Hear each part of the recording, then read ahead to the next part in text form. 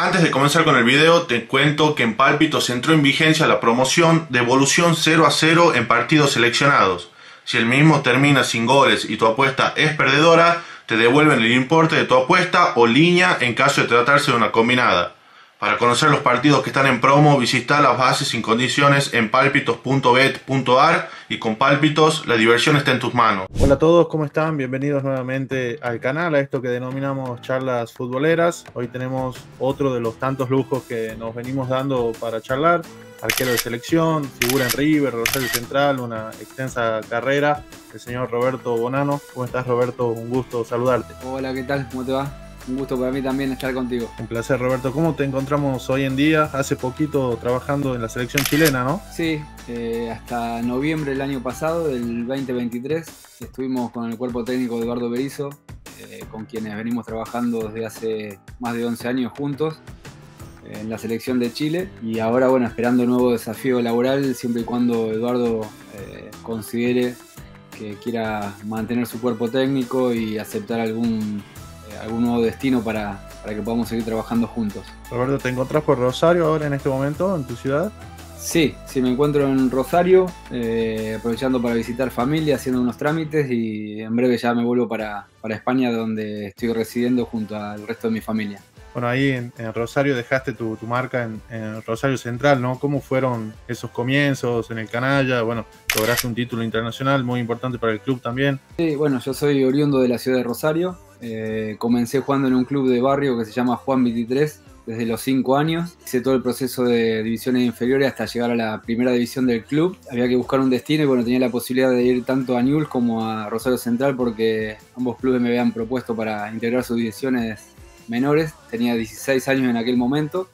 Fue justamente en el año 1986 cuando Argentina salió campeón del mundo que bueno, me decido a ir a probar suerte a Rosario Central porque el club es el club del que soy hincha y bueno, quería hacer las divisiones inferiores. Mi sueño era jugar en la primera división de Rosario Central, así que ya a mi edad entré en una categoría mayor a la que me correspondía. Hice cuarta división, en aquel momento era cuarta especial, primera local, división reserva, y en el año 92 me tocó debutar con Eduardo Solari como entrenador. Debuté con 22 años en la primera de Rosario Central, cumpliendo un sueño. Tuve bastante continuidad, por suerte, tanto con Solari, luego con Carlos Aymar, con Cantatore, que fue entrenador, con Marcheta, con Don Ángel Tuliosov.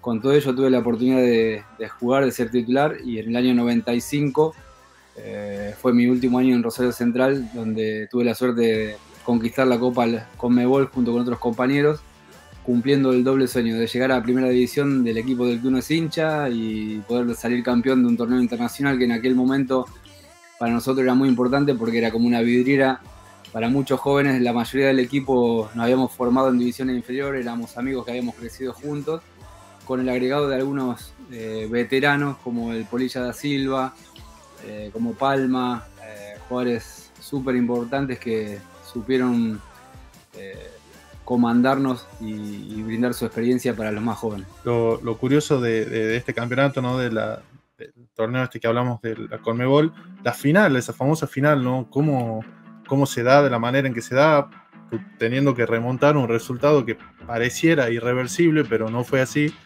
¿Cómo se preparó ese partido de la vuelta, con lo que significaba levantar un 4-0, un equipo durísimo como el Mineiro, ¿no? Sí, bueno, nosotros teníamos un equipo, como dije antes, de jóvenes que estábamos muy entusiasmados de jugar un torneo internacional. Queríamos mostrarnos, queríamos aprovechar esa vidriera que se nos presentaba con la Conmebol. Si bien era un torneo que recién comenzaba, hoy en día es la Copa Sudamericana, la llamada Copa Sudamericana, así que en aquel momento para nosotros tenía gran trascendencia. En el camino habíamos dejado a equipos de Uruguay, a Defensor de Uruguay, a Cobreloa de Chile, a un equipo paraguayo, y bueno, llegamos a la final contra el Atlético Mineiro, que fue un rival con jugadores a nivel internacional, entre ellos el arquero que era Taffarel, que venía de salir campeón del mundo con la selección de Brasil, con lo cual jugamos la primera final allí en cancha de ellos. Fue un partido muy raro porque tuvimos muchísima oportunidad de jugar un gran partido, tuvimos muchísima oportunidad de marcar. Taffarel fue la figura y cada contra que proponían ellos casi que nos marcaron, así que terminó con un 0-4 para nosotros, que parecía irreversible, pero ya cuando volvimos esa noche del estadio al hotel había un grupo de hinchas de Rosario que había viajado y ellos mismos empezaron a decirnos que lo íbamos a dar vuelta, que íbamos a obtener un buen resultado. Bueno, fue primero sorpresivo porque cuando uno pierde 4-0 una final es mucha la diferencia y parece irremontable, pero bueno, durante esa semana por la calle los hinchas también nos motivaron mucho, decían que ellos iban a apoyar, que iban a llenar el estadio. Teníamos un técnico como Don Ángel Tulio Zof que tenía mucha experiencia, nos transmitió tranquilidad, organizó entrenamientos. Creo que muy inteligentemente trabajó nuestra parte psicológica porque organizó entrenamientos contra juveniles, lo que nos permitió hacer fútbol y hacer muchos goles y como empezar a creérnosla de que podíamos ser capaces de al menos de intentar esa remontada. Pero lo más importante fue cuando llegamos al estadio y cuando salimos a la cancha a ver 45.000 personas abarrotando las instalaciones. Eso nos dio una gran motivación porque revertir un 4-0 y que tu gente vaya y te apoye, realmente fue algo espectacular. Y después el primer tiempo fue increíble porque logramos marcar 3 goles, parecía que estaba muy encaminado y durante el segundo tiempo insistimos y no podíamos llegar al cuarto gol que necesitábamos para ir a los penales y en el último minuto un centro del Negro Palma, un cabezazo de Carbonari que era nuestro número 2, nuestro central, logró el cuarto y agónico gol para ir a la definición por penales, que luego con el envión anímico que teníamos logramos ganarlo, y a pesar de que, como dije antes, que estaba Tafarel enfrente, que era un especialista en los penales, pero nuestros pateadores estuvieron muy precisos. De los 5 solamente Tafarel atajó 1, ellos fallaron 2, así que fue una fiesta completa. La verdad que una alegría inmensa ver a toda esa gente festejar, y bueno, ellos fueron un poco los artífices intelectuales o morales de esa famosa remontada. Mencionabas ahí a don Ángel Tulio Zof, un emblema en Rosario Central. Acá en Tucumán lo tuvimos cerca porque dirigió a San Martín de Tucumán. Lo importante que es a veces una figura de este tipo para absorber estas presiones, ¿no? Teniendo en cuenta el resultado en contra que tenían. Sí, bueno, don Ángel ya de por sí era un hombre muy respetado en la ciudad, en el club. De hecho, cuando yo fui a hacer la prueba de ingreso a Rosario Central, con 16 años, él fue uno de los que estaba ahí presente y dio el ok. No era solamente un técnico que pensaba en la primera división y en los resultados, también era un formador, era un hombre de la casa, muy apegado al club, muy querido por los hinchas, y para nosotros era un entrenador, pero también era como una especie de padrino, ¿no? Porque transmitía mucha tranquilidad, sabía llegarle al jugador, no te presionaba, tenía una filosofía de interpretar el fútbol como a la antigua, como decimos nosotros, de forma romántica. Le gustaba el buen juego, le gustaban los buenos futbolistas, y él intentaba siempre pedirle a los directivos que, más allá de los jóvenes que salíamos de la cantera, siempre pudiera contratar aunque sea 1 o 2 jugadores, y a él, por ejemplo, pidió encarecidamente la llegada del Polillita da Silva, de quien estaba enamorado. Bueno, Omar Palma también, había llegado el Chacho Coudet, que también tuvo un gran rendimiento. Bueno, jugadores que no solamente tenían despliegue físico, sino también muy buen trato de pelota, y él, bueno, era lo que transmitía, ¿no? Siempre nos decía antes de salir a cancha: muchachos, diviértanse, disfruten jugando al fútbol, y eso, bueno, para los técnicos generalmente es como una guerra, el que se decide su futuro entre ganar y perder. Transmitía mucha tranquilidad, aparte ya era un hombre grande, que se lo notaba súper tranquilo, aplomado, y bueno, tenía el respaldo de toda la hinchada canalla. Esta camada de entrenadores, que como Ángel Tulio Zof, se me viene Grigol a la cabeza, eran formadores también, ¿no? ¿Se perdió un poco esto? ¿Crees que se perdió la formación, los resultados a veces, como decían, medio que aceleran mucho los procesos, hay que ganar o ganar? Sí, yo creo que eso se fue perdiendo poco a poco, y no solamente en primera división, que evidentemente es donde más se exigen los resultados porque hay un montón de intereses creados. El fútbol, aparte de ser un juego, o uno lo interpreta como un juego, pero pasó a ser un gran espectáculo y un gran negocio para los mercados. Creo que esa clase de entrenadores, y mucho más en divisiones inferiores, creo que es fundamental el trabajo de de los entrenadores, que no se los valora tanto. Creo que es fundamental el trabajo de los entrenadores, no solamente entrenadores, formadores me gusta decir, porque siempre van de la mano, la parte futbolística con la parte humana. Creo que en edades tempranas, como desde los 14 hasta los 18 años, esos técnicos, esos formadores, esos maestros son fundamentales para acompañar el crecimiento de los jóvenes, para que le tomen cariño al deporte, para que aprendan, para que se formen como personas, que se formen en valores. Por eso siempre recalcamos no solamente la formación futbolística, sino también que el deporte te genera hábitos saludables, hábitos de convivencia, de respetar normas, de empatía con el compañero, del trabajo en equipo, y creo que eso se fue perdiendo poco a poco, porque evidentemente hasta en divisiones menores los técnicos se ven presionados a ganar por los padres, por los clubes, hay demasiada competencia y no se fija tanto el objetivo en tratar de formar personas y futbolistas. Y ahora, ¿cómo lo ves a Miguel Ángel Russo, campeón recientemente con el club? ¿Crees que tiene todavía de esto? Es, si no me equivoco, el técnico o uno de los técnicos más grandes en edad y en experiencia.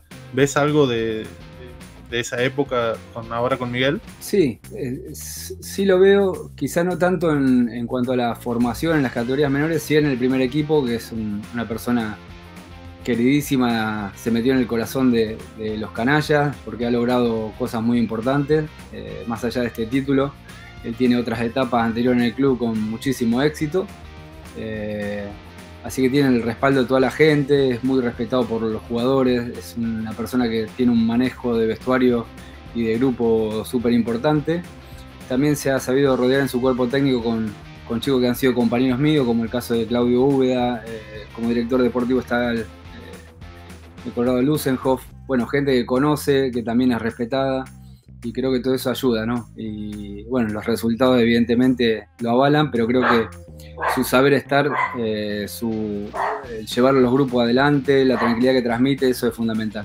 Está hablando ahora, me imagino que habrás escuchado una posible vuelta de Di María, ¿viste? Con lo que significa la vuelta de Ángel, Sí. cómo se vive el fútbol en el Rosario, ¿cómo ves una posible vuelta de él al canalla? Mira, siempre desde hace años se viene escuchando que puede volver Ángel al club. Evidentemente es muy hincha, está muy identificado con Rosario Central.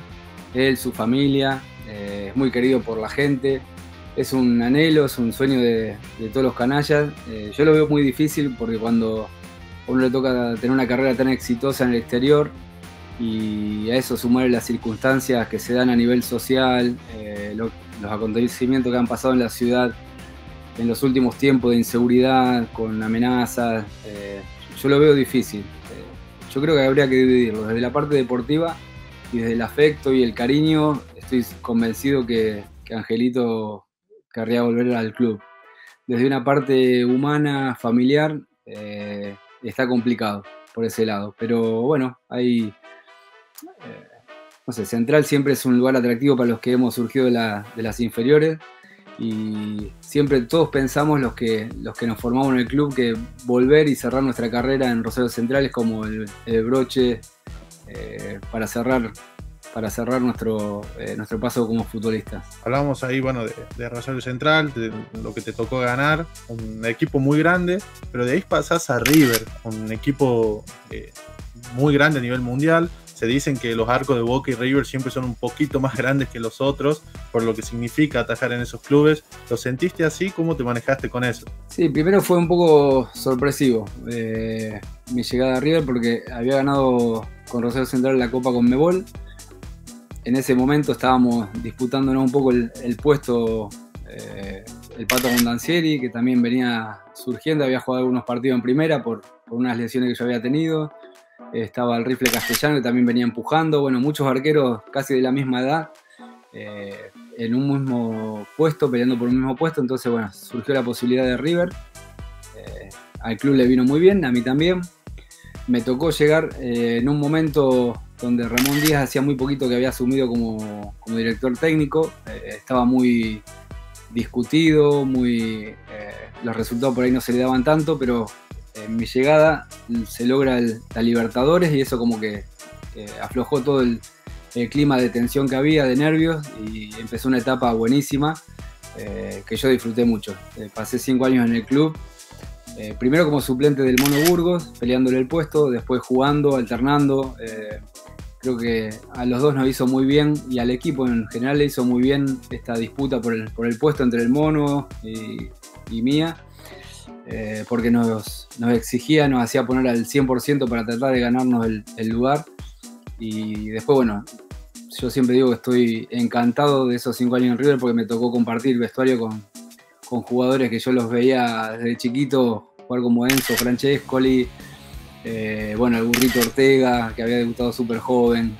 Me tocó jugar con Astrada, con Hernán Díaz, después más tarde con Celso Ayala, con Berizzo, con Sorín, con Berti, Sala, bueno, eran unas, el Gallardo, después llegaron los Saviola, los Aymar, los Placente. Había equipazos realmente y era un vestuario súper competitivo donde nadie te regalaba nada, todos querían jugar, todos querían ser titulares, pero a la vez había un compañerismo y una unión que pocas veces he visto en clubes así con esa exigencia, ¿no? Y en cuanto a lo del arco, sí, siempre se dice que es grande porque son equipos que siempre están proponiendo atacar, especialmente un River así tan ofensivo como el nuestro. Eso te deja muy expuesto. Es verdad que te lleva a hacer goles, pero también cuando te atacan te lleva a que estás muy desprotegido defensivamente, tu defensa está muy adelantada, cuando te llegan es muy claro. Y después está el tema mediático, ¿no? Toda la repercusión que eso tiene, especialmente cuando las cosas van mal. Cuando van bien se celebra, parece lo normal, porque en aquel River por lo menos no solamente era ganar, sino jugar bien, por goleada. Pero cuando te tocaba perder eran duras las críticas y por eso las presiones eran muy grandes. Hablabas ahí un poco de ese plantel de la Libertadores. Te toca atajar contra la Juve, ¿no? Ahí por la Intercontinental. Sí, me tocó jugar ese partido. Bueno, en medio habíamos logrado títulos locales, pero me tocó jugar ese partido que es como una espina clavada, ¿no? Porque yo había visto tantos partidos de ya el River que había ganado al Steaua Bucarest 10 años antes. Había visto al Argentino Junior disputar también una final contra la Juventus, partidazos. Había visto al Independiente ganar contra el Liverpool. Estoy hablando de la década de los 80, ¿no? Y cuando me tocó jugar en el 96-97, esa final, me quedó la espina clavada porque quería ganarla, quería ser parte de la historia. Creo que tuve un buen rendimiento individual, pero claro, uno siempre aspira a poder ganar títulos y que al equipo le vaya bien. Fue un 1-0 casi sobre el final, una jugada de pelota parada de córner que Del Piero, después de hacer desviado en el primer palo, conecta y bueno, nos quedamos con toda la bronca porque después con el tiempo nos enteramos que esa Juventus tuvo casos de doping. Bueno, hoy parecen excusas, pero a uno le queda clavada esa espina. Y esa época, la verdad que los equipos argentinos estaban a un nivel alto, ¿no? Nombrabas de la década del 80 y mientras nombrabas eso se me venía Vélez también contra el Milan, que había ganado un par de años antes. Y bueno, River hace un partidazo también. Estábamos a otro nivel, ¿no? Sí, yo digo que en aquella época los equipos grandes por lo menos podían mantener a las grandes figuras. Cosa que después, a partir del año 2000, ya hubo un éxodo de futbolistas, especialmente para Europa. Había empezado antes, pero masivamente a partir del año 2000. Y ya no solamente de equipos como River, Boca, Independiente, sino de todos los equipos. Antes había que pasar por los grandes, por los grandes de Buenos Aires, especialmente para poder optar a una salida por el exterior, y luego todo el mercado fue creciendo hasta se abrieron mercados impensados, ¿no? Como hoy en día puede ser Qatar o Arabia Saudita, que en aquella época los jugadores como mucho podían ir a Italia, España, México o algún país de Sudamérica. Inclusive hasta Brasil se ha convertido en una superpotencia, pero bueno, en aquella época los grandes equipos podían mantener a sus equipos pagándole casi al mismo nivel que Europa, pero cuando eso se quebró realmente se hizo muy difícil poder competir con los demás. Bueno, después de esa etapa en River que te va muy bien, llegás al Barcelona, otro Barcelona, no el de hoy, vivía otros momentos históricos, pero con una filosofía de juego de la pelota al piso, o de un equipo gigante. ¿Cómo fue esa transición de River al fútbol europeo? Bueno, fue difícil porque primero no me lo esperaba. Yo con 31 años pensé que casi toda mi carrera iba a seguir en Sudamérica o como mucho en México. Había habido alguna oportunidad para ir al Mónaco anteriormente, pero River no me dejó ir. Hubo algunas otras posibilidades también de salir, pero estaba también el tema de la selección. Yo estaba siendo convocado a la selección argentina. Estando en River me daba esa posibilidad de mostrarme, de que los técnicos en ese entonces, Bielsa, me tenga a mano. De hecho, yo había comenzado jugando la eliminatoria para lo que fue el Mundial 2002. Y bueno, surge la opción del Barcelona y evidentemente no lo dudé. Llegué a un club que es de los grandes, pero en aquel momento estaba pasando una crisis institucional, deportiva.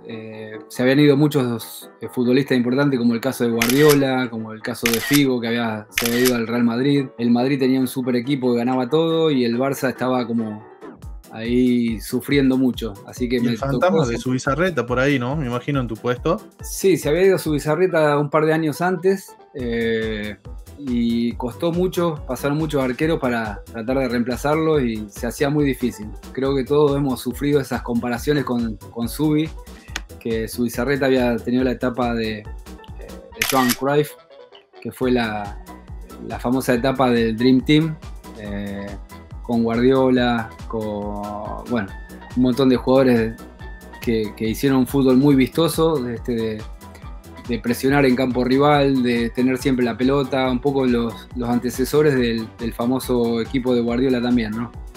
Entonces, siempre se comparaba y se esperaba que todos tuviéramos ese rendimiento. Cuando a mí me tocó llegar también era un vestuario donde había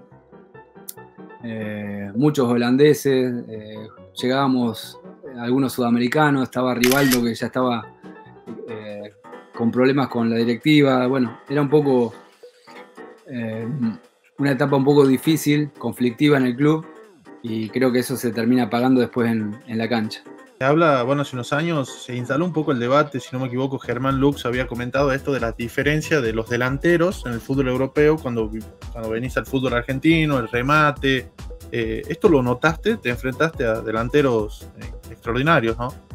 Sí, si bien ya la Liga Argentina era muy competitiva y lo sigue siendo, porque el jugador argentino tiene carácter, es ganador, no te regala nada, pero cuando uno llega a Europa empieza a notar diferencias.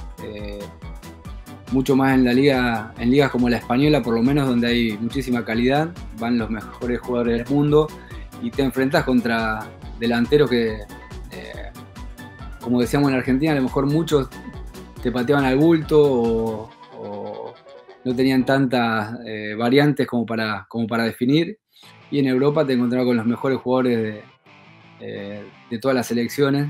Enfrentabas a un Raúl, a un Kluivert, a Ronaldo, a los rusos, jugadores con terrible calidad que contaban con un montón de recursos. Y otra cosa que también cambiaba mucho era la velocidad del juego, ¿no?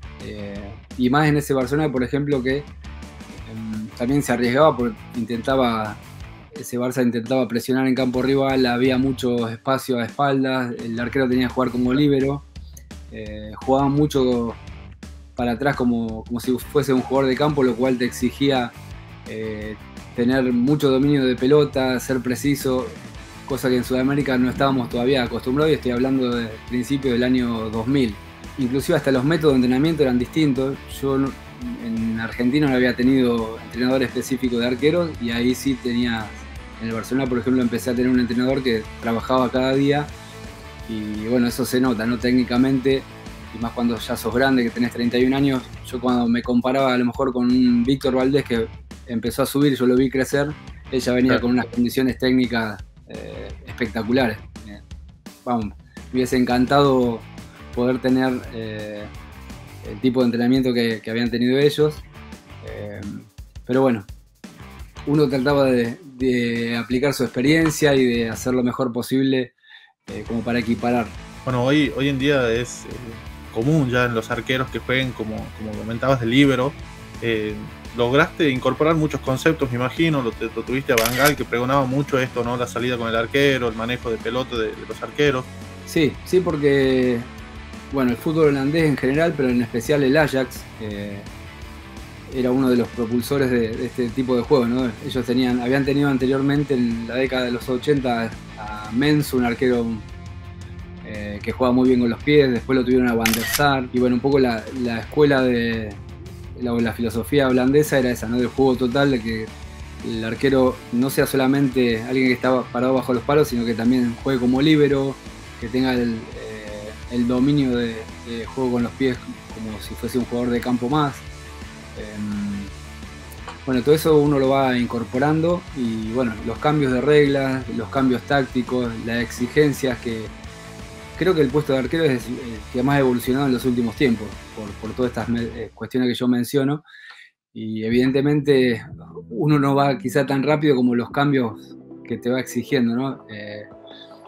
Pero bueno, uno va incorporando cosas, y no solamente me sirvió como deportista, sino ahora también como entrenador, que uno puede ir agilizando, hacerle ganar tiempo a los más jóvenes. Bueno, hablábamos de Van Gaal. Se habla mucho de la relación de Van Gaal con los sudamericanos, viste, sobre todo lo que vivió Riquelme ahí en Barcelona, que en ese momento era uno de los mejores jugadores del mundo. ¿Cómo era la relación con ustedes? ¿Notaste alguna diferencia con los sudamericanos? Bueno, yo creo que la gran diferencia, primero decir que Van Gaal es un gran entrenador, no estoy descubriendo nada, un hombre súper profesional, muy exigente, muy conocedor del fútbol, pero claro, nosotros los sudamericanos estábamos acostumbrados a tener otro trato con los entrenadores, ¿no? Que mucho más condescendiente, mucho más cercano, de mayor confianza, no diría de amistad, pero sí de poder plantearle cuestiones o de hablar con facilidad, y bueno, con él quizá era mucho más difícil. Yo recuerdo, ahora que nombrabas a Román. Román venía de Boca, de que todo el equipo jugaba para él.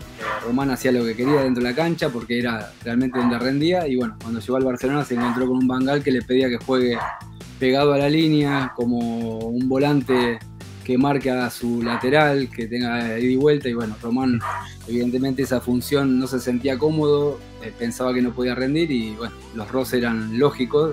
Román se lo planteó, Van Gaal no lo entendía, y bueno, un poco ese era el tema entre los sudamericanos y él, quizá con su idea ya más estructurada, con su estructura, pero después hay que reconocer que es un gran entrenador y está a la vista porque ha tenido grandes éxitos y ha dirigido a grandes equipos. Y bueno, como futbolero, muchos nos lamentamos que Román no haya podido explotar ahí, ¿no? Por las condiciones. Bueno, él contó una anécdota donde Van Gaal le dice: usted con la pelota es el mejor futbolista del mundo, sin la pelota no me cumple, no marca, esto que comentabas vos. Hubiese sido otra cosa quizás Román explotando en el Barça, ¿no? Sí, hubiese sido muy... Bueno, la gente de hecho lo recuerda muy bien. Yo siempre escucho hablar a Iniesta, por ejemplo, que es un fenómeno del fútbol, y como persona siempre habla maravillas de Román, que lo ha tenido como referente, como ídolo. En aquella época se lo fichó también porque hubo como un plan de marketing, por decirlo de alguna forma, porque el Real Madrid había fichado a Beckham y el Barça tenía que fichar una figura, y como el Boca de Román le había ganado la final al Real Madrid, fue toda una jugada, pero bueno, había llegado Van Gaal de por medio, que no estaba muy de acuerdo con ese fichaje. Pero sí, hubiese sido muy lindo que Román explotase ahí en el Barcelona, aunque después lo hizo, sí, en el Villarreal, que fue el paso siguiente, con Manuel Pellegrini como entrenador, que entendió que Román tenía que jugar libre, sentirse cómodo, y bueno, llegó al Villarreal a jugar etapas definitorias, en la Champions. Conviviste con Xavi e Iniesta jovencitos, ¿no? Bueno, Puyol también. ¿Cómo era esa camada de jugadores que, bueno, terminó haciendo historia a nivel selección y Barcelona? Bueno, a mí me sorprendieron enormemente. Primero porque eran muy jóvenes, porque ya estaban en el primer equipo desde hacía más de una temporada. A ellos habría que agregar no solamente a Iniesta, a Puyol, a Xavi, sino también agregar a Víctor Valdés. Todos ellos surgieron casi juntos de la cantera, tenían una calidad espectacular. todos muy reconocidos, pero a mí el que más me sorprendía era Puyol. Quizá el menos dotado técnicamente, fue aprendiendo con los años, yo vi su evolución y es terrible lo que aprendió, pero siempre lo que tuvo mucho carácter y fue un hombre con la personalidad y con un empuje, un corazón terrible que lo supo transmitir a sus equipos, ¿no? A todos los equipos que integró, tanto en la selección como en el Barcelona. Se lo vio como que era un líder total y un tipo que iba a dejar hasta la última gota de sangre por el club y realmente hizo una carrera espectacular. Roberto, ahí en tu etapa en el fútbol europeo también comentabas ahí que convivías con la selección, fuiste parte de ese proceso de Marcelo Bielsa que antes del Mundial, la verdad que fue un proceso impresionante, Argentina llega a un nivel altísimo. Tuve la oportunidad de charlar con Javier Zanetti también, que fue parte de este plantel. ¿Qué explicación le encontrás desde adentro a lo que pasó en el Mundial? Viste que fue un golpe duro por las expectativas que había. Sí. Realmente fue un proceso espectacular. Bueno, ni hablar de Marcelo, la admiración que tenemos todos, el agradecimiento y el reconocimiento que tenemos por él como persona, como entrenador, un gran maestro. Tuvimos un proceso espectacular de eliminatorias que se ganó de punta a punta. Los partidos preparatorios también fueron espectaculares. Todos los amistosos el equipo rindió. Creo que si tengo que buscar algún por qué no fue bien en el Mundial, diría que la mayoría de los futbolistas titulares de ese equipo o que habían sido protagonistas llegaron como desgastados a la Copa del Mundo. Todos habían jugado muchísimos partidos en su equipo, estaban en los mejores equipos de Europa, habían llegado a finales de Champions, a finales de torneos, muchos lesionados también. Quizá la única explicación pueda ser esa, porque después habían sido 3 años y medio de un proceso espectacular, con todos los jugadores en altísimo nivel, con un gran rendimiento, con un equipazo extraordinario, con 2 jugadores por puesto, pero bueno, lamentablemente hay que estar bien, como dicen todos, hay que llegar al 100% a ese mes de Mundial y creo que nosotros no llegamos en esas condiciones. Y lo injusto del fútbol a veces, ¿no? Porque recuerdo ese partido con Suecia, merecimos ganar tranquilos, se da eso, haciendo una analogía, ¿no? Quizás con lo que fue el Mundial de Rusia 2018, donde el proceso había sido distinto y con los mismos puntos se pasó de ronda y en 2002 nos quedamos ahí. Bueno, a veces el fútbol da esto, ¿no? Da bronca porque realmente había un grupo espectacular, un equipazo, desde donde se lo mire, había experiencia, había juventud. Como te digo antes, veníamos de un proceso buenísimo durante 3 años y medio y cuando llega el Mundial te quedas afuera. Sí hubo como momentos así como de mala suerte porque recuerdo que, por ejemplo, se lesiona Ayala en la entrada en calor. Con Nigeria, ¿no? Claro. Había llegado Canigia lesionado, el Cholo Simeone estaba tocado, Almeida también estaba... Bueno, son cuestiones que... Claro. Uno no puede manejar, pero cuando llega el momento son determinantes. Y muchas veces lo definen a Bielsa como un loco lindo, ¿viste? Un loco del fútbol. ¿Cómo es Marcelo como entrenador, un obsesionado de la táctica? ¿Cómo es el día a día con Bielsa? Bueno, nosotros realmente teníamos más contacto con el profe, con Bonini, que era un poco el que hacía las conexiones, tenían las relaciones bastante aceitadas, bastante buenas con todos nosotros, era el que más se comunicaba con nosotros, aparte de los ayudantes eran Claudio Vivas, Lucho Torrente, y Marcelo aparecía para las cuestiones técnicas, tácticas, para el entrenamiento en sí, porque él decía que era muy obsesivo, que no quería sobrecargarnos, pero la verdad que un maestro conocedor, un trabajador increíble y con un compromiso terrible, tanto dentro de la cancha como fuera, que nos marcó por todo lo que nos transmitía, ¿no? Creo que hay algo que a mí me encantaba de él, que era el respeto con que trataba a todo el mundo. Ya podía ser Batistuta o el canchero o el que llevaba el agua, que él los trataba a todos por igual, nos trataba a todos por igual. También me gustaba mucho su postura ante los medios de comunicación, que muchas veces fue criticado porque no daba notas exclusivas a los medios poderosos y él trataba a todos por igual. Que a lo mejor tardaba horas en sus explicaciones porque quería que lo entendiesen. Bueno, quizás no era populista, ¿no? No tenía un mensaje agradable para los poderosos, pero a nosotros eso nos marcó mucho y nos hizo valorarlo. Hizo un gran trabajo en Chile también. Eso te quería consultar, que estuvieron hace poco en Chile con Eduardo Berizzo. Se está buscando mucho técnico argentino a nivel selección, ¿no? Pasó Eduardo Berizzo junto con vos, Bielsa, Sampaoli, Borghi, hoy está Gareca.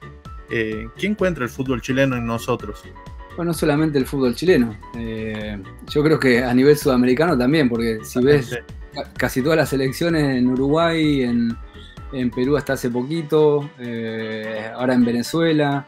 Ecuador con Alfaro también hace poquito. Ecuador con Alfaro, claro. Yo creo que los técnicos argentinos han ganado un terreno y tienen un prestigio, no solamente acá, en Europa también, en México. Se ha abierto un mercado muy grande gracias a que ha habido grandes entrenadores, entre ellos Marcelo. Marcelo en Chile ha encontrado un lugar donde se lo adora. Creo que ha cambiado un poco la filosofía o el profesionalismo del jugador chileno. Hasta ese momento era como muy rebelde, muy reacio a pegarse a la disciplina, y Marcelo supo imponer su estilo y encontró también, no sé si llegó en el momento justo, pero sí encontró una camada de futbolistas que eran muy jóvenes, que recién comenzaban. Él lo supo como elegir y también acompañarlo en el crecimiento, que bueno, la famosa generación dorada que luego consiguieron títulos que eran impensados para Chile. Les tocó a ustedes, ¿no? Este comienzo de la transición, quizás jugadores de la generación dorada ya en su parte final. ¿Cómo fue esa etapa de ustedes en Chile? Sabíamos que iba a ser difícil, que íbamos a tener que tomar decisiones antipopulares, porque muchos de los futbolistas que habían logrado cosas que eran muy importantes, muy queridos por la gente, estaban o están llegando al final de su carrera. Sabíamos que teníamos que entramos en un proceso de transición, que teníamos que empezar a buscar jóvenes. Es difícil hacer un recambio tan grande, ¿no? A lo mejor de 11 futbolistas que eran intocables, a lo mejor la mitad había que empezar a reemplazar poco a poco, y que los resultados no iban a llegar rápidamente. Bueno, eso tiene un costo. Nosotros lo asumimos, trabajamos todo lo bien que pudimos, pero bueno, indudablemente no alcanzó como para conformarlo. Pero yo creo que ahora en manos de Gareca ya tiene una base de futbolistas que tocaron la primera división, que ya han sumado partidos en la selección, y que bueno, supongo que con sus conocimientos y con lo que él le pida, le darán rendimiento y harán una selección competitiva para lo que queda eliminatoria. Roberto, bueno, compartiste con un montón de personalidades importantes en el fútbol, hablamos de varios. ¿Tocó compartir con Johan Cruyff también en lo que fue Cataluña? Sí, muy poquito, porque evidentemente la selección de Cataluña tenía un partido al año, que se juega normalmente en diciembre cuando se paran los campeonatos, y bueno, en Cataluña se intenta jugar contra alguna selección.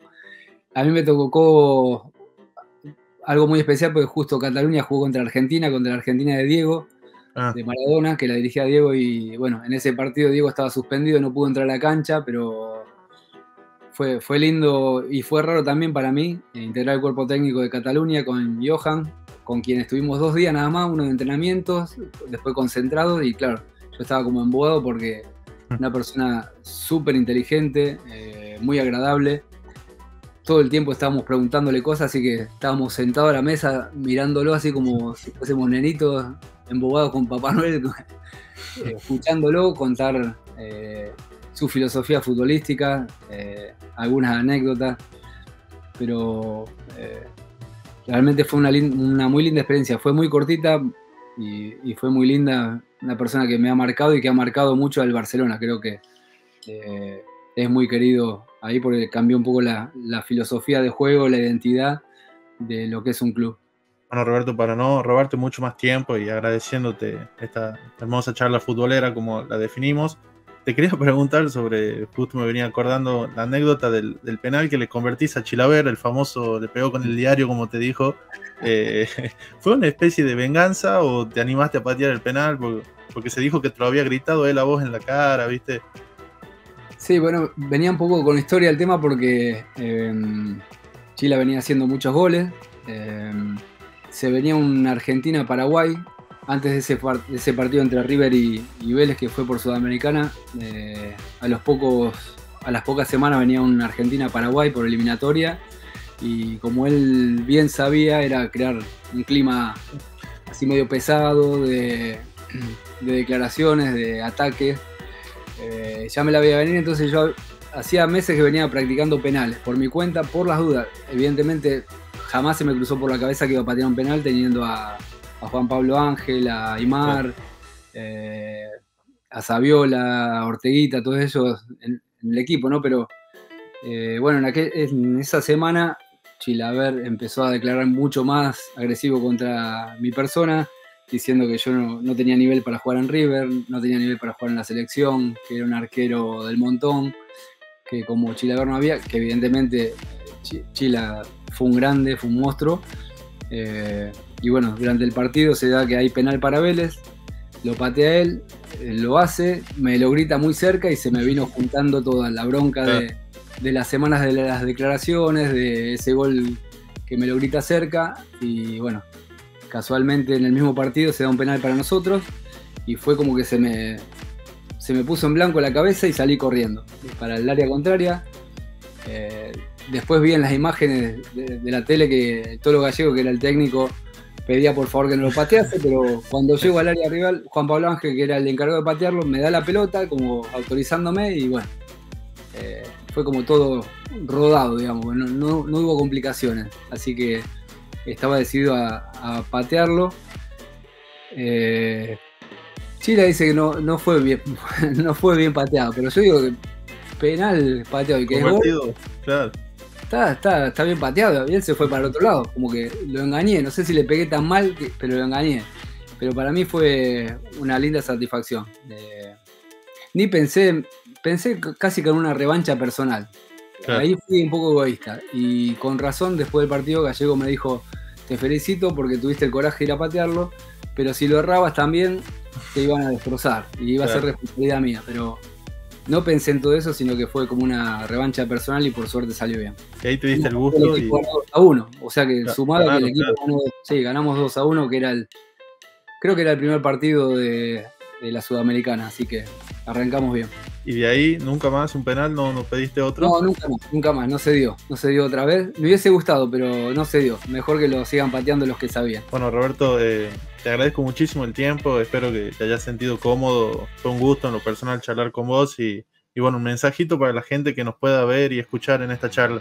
Nada, que apoyen a los deportistas, que el deporte es, como dije antes, una escuela de valores, que siga siendo un juego, especialmente para los padres de los chicos, que no se los exijan, no los presionen, que los dejen disfrutar con sus amigos, de estar al aire libre, de divertirse. Y bueno, a gente como vos que también podamos ayudar y brindarle un espacio para que puedan seguir creciendo y que difundan todo lo que hemos vivido los deportistas. Y me alegra ver ahí de fondo la camiseta de River y la tuya que tenés puesta, que nos representa a todos. La de la selección también.